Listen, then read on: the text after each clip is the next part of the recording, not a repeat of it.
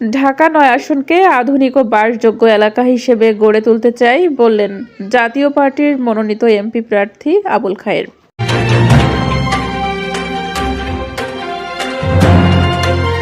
আসসালামু আলাইকুম দর্শক, সকলকে আমন্ত্রণ জানাচ্ছি বিবিআর নিউজের নিয়মিত আয়োজন নির্বাচনী ভাবনায়। নিজস্ব প্রতিবেদক মোহাম্মদ ময়নুল ইসলাম পারামানিকের পাঠানো তথ্যচিত্রে আজ আমাদের অতিথি জাতীয় পার্টির ঢাকা-৯ আসনের মনোনীত সংসদ সদস্য প্রার্থী আবুল খায়ের। আমি কাজী আবুল খায়ের, জাতীয় পার্টির কেন্দ্রীয় নির্বাহী কমিটির সাংগঠনিক সম্পাদক।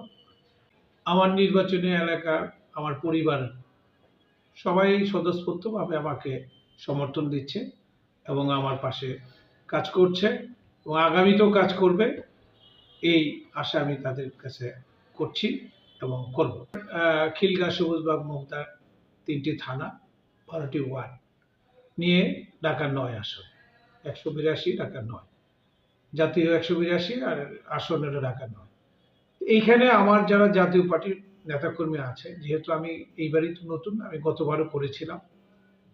হ্যাঁ, গতবারও আমার জাতীয় পার্টির প্রতিটা নেতাকর্মী স্বতঃস্ফূর্তভাবে আমার পাশে ছিল এবং নির্বাচনের শেষ দিন পর্যন্ত আমার পাশে ছিল এবং নির্বাচনের পরবর্তী সময় পরের দিন, অর্থাৎ আমার একটা হলো কি যে নির্বাচন শেষ, প্রার্থী চলে গেল, সেই চিন্তা আমি করি নাই। আমি নির্বাচনের পরের দিন আবার আরেকটা তাৎক্ষণিক 3 জনের একটা মিটিং ডেকে আমি নেতাকর্মীদের ওপিনিয়ন নিয়েছিলাম। এইবার তার চেয়ে বেশি থাকবে।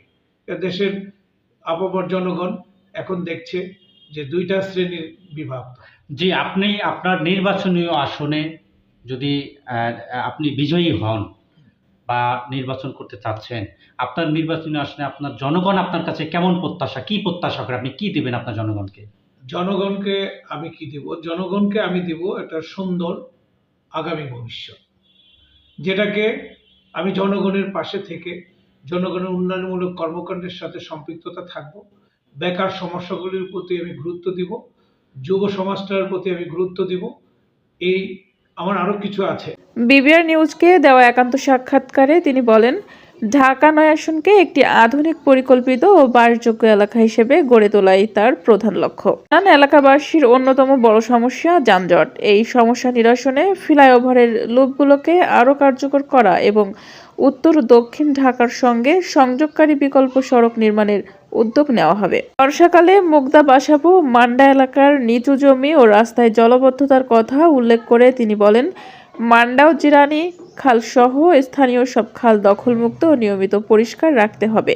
পাশাপাশি সিটি কর্পোরেশনের মাধ্যমে আধুনিক ড্রেনেজ ব্যবস্থা চালু করার উপর জোর দেন। শিক্ষা ও স্বাস্থ্য খাত প্রসঙ্গে আবুল খায়ের বলেন, এলাকার কলেজ ও হাসপাতালগুলোর সেবার মান উন্নত করতে হবে এবং চিকিৎসা সেবায় দালাল চক্রের দৌরাত্ম্য কঠোরভাবে বন্ধ করতে হবে। তিনি আরও জানান, খিলগাঁও ও বাসাবো এলাকায় শিশুদের জন্য পর্যাপ্ত খেলার মাঠ এবং সব বয়সী মানুষের জন্য হাঁটার উপযোগী পার্ক নিশ্চিত করা হবে। গ্যাস ও পানি সংকট প্রসঙ্গে তিনি আরও বলেন, তিতাস গ্যাস ও ওয়াসার সঙ্গে সমন্বয়ের মাধ্যমে এলাকাবাসীর জন্য নিয়মিত গ্যাস ও বিশুদ্ধ পানির সরবরাহ নিশ্চিত করা হবে।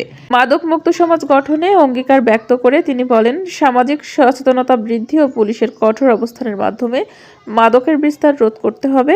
পাশাপাশি নতুন আবাসন ও ব্যবসায়িক কার্যক্রমের রাজনৈতিক চাঁদাবাজি সম্পূর্ণ নির্মূল করার প্রতিশ্রুতিও দেন তিনি।